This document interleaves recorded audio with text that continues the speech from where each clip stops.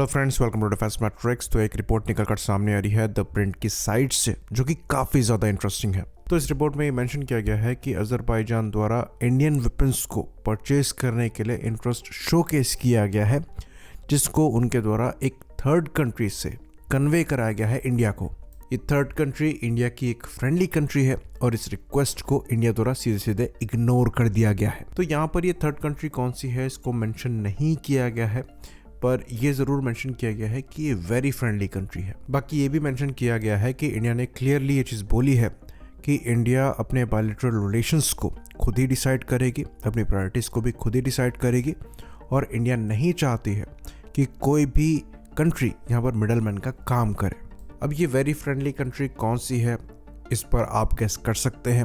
Personally हमें ऐसा लगता है कि ये इजराइल और रशिया में से कोई एक कंट्री हो सकती है। इजराइल के यहाँ पर होने के चांसेस इसलिए ज़्यादा हैं क्योंकि इजरायली वेपन्स अजरबैजान द्वारा इस्तेमाल किए जाते हैं और इजराइल के साथ मिलकर हमने जॉइंटली कई वेपन्स को डेवलप किया है। तो अच्छी खासी पॉसिबिलिटीज़ एग्जिस्ट करती हैं कि उन वेपन्स में भी अजरबैजान का इंटरेस्ट हो और इंडिया द्वारा यहाँ पर चीज़ों को इग्नोर किया जाए। बाकी बात करें रशिया की, तो रशिया के चांसेस यहाँ पर थोड़े कम नजर आते हैं क्योंकि रशिया अपने खुद के वेपन्स को अजरबैजान को बेचना चाहेगा इंस्टेड ऑफ कि वो इंडिया को ये मैसेज कन्वे करे। बाकी रशिया के लिए अजरबैजान और अर्मीनिया दोनों कस्टमर हैं, पर रशिया के रिलेशन अर्मीनिया के साथ थोड़े खराब ज़रूर हुए हैं, स्पेशली नागोर्नो कराबाख की लड़ाई के बाद से। और अर्मीनिया द्वारा रशियन वेपन्स को लेकर रिलक्टेंस जरूर दिखाया जा रहा है और वो इंडिया को एज एन ऑल्टरनेटिव यहाँ पर देख रहे हैं। तो मोस्ट लाइकली ये जो वेरी फ्रेंडली कंट्री है वो इनमें से एक हो सकती है।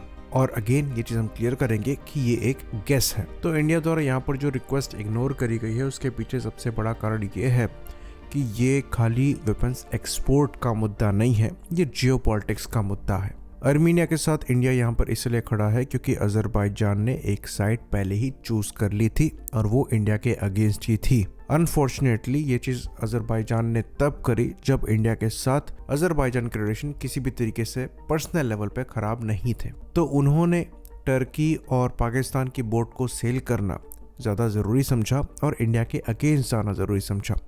2017 से ही ये जो एक्सिस टर्की, पाकिस्तान और अजरबैजान का फॉर्म हुआ है ये इंडिया के लिए प्रॉब्लमेटिक रहा है, और ये प्रॉब्लमेटिक ना रहता अगर अजरबैजान द्वारा कश्मीर के मुद्दे पर पाकिस्तान को सपोर्ट ना किया गया होता। तो कई कंट्रीज हैं जो कि इंडिया के साथ और पाकिस्तान के साथ अपने बायलैटरल रिलेशंस को मेंटेन करके चल रही हैं, पर वो कश्मीर के मुद्दे पर ओपनली पाकिस्तान को या फिर इंडिया को सपोर्ट नहीं करते हैं। पर ओपनली टर्की के साथ ऑन बोर्ड होते हुए कश्मीर के मुद्दे पर पाकिस्तान को सपोर्ट करके अजरबैजान ने एक साइड चूज कर ली है, जिसको जियोपॉलिटिकली काउंटर करने के लिए इंडिया को मजबूरी में अर्मीनिया की साइड लेनी पड़ी और टर्की के अगेंस्ट में ग्रीस की साइड लेनी पड़ी।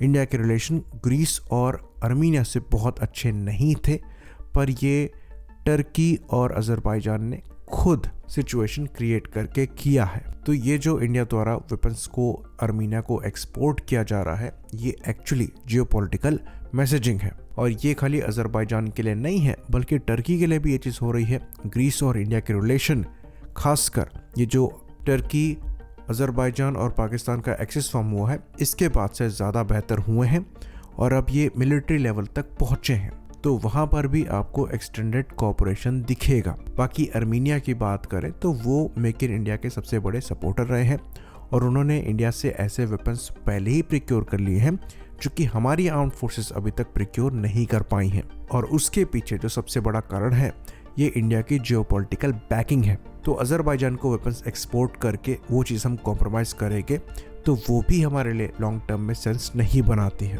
बाकी अजरबैजान के पास ऑप्शंस बहुत हैं, पैसे भी हैं, पर अर्मीनिया के साथ ये केस नहीं है। तो जो हमारा पहले से ही कस्टमर बंधा हुआ है उसको कॉम्प्रोमाइज़ करना बिल्कुल भी समझदारी नहीं है। और फिर सवाल ये भी उठता है कि जब आपके द्वारा खुद मल्टीपल आर्टिकल्स में ये मेंशन किया गया है कि इंडियन वेपन्स जो हैं ये मीडियोकर हैं और अजरबैजान का इनसे कोई नुकसान नहीं होगा, तो फिर आप इंडियन वेपन्स को सीक आउट क्यों कर रहे हैं? ये तो सीधे सीधे आयरनी हो गई। बाकी अगर हम एक्सपोर्ट पर्सपेक्टिव से भी चीज़ों को देखें तो अर्मीनिया के साथ हमें ज़्यादा ब्राइट फ्यूचर नज़र आता है, जो कि अजरबैजान के साथ कोऑपरेशन बढ़ाने पर कॉम्प्रोमाइज़ हो सकता है। अभी हम Su-30 MKI के अपग्रेड और उसके वेपन्स को सप्लाई करने पर बात कर ही रहे हैं। तो यहाँ पर चीज़ों को इग्नोर करके इंडिया ने बहुत समझदारी दिखाई है।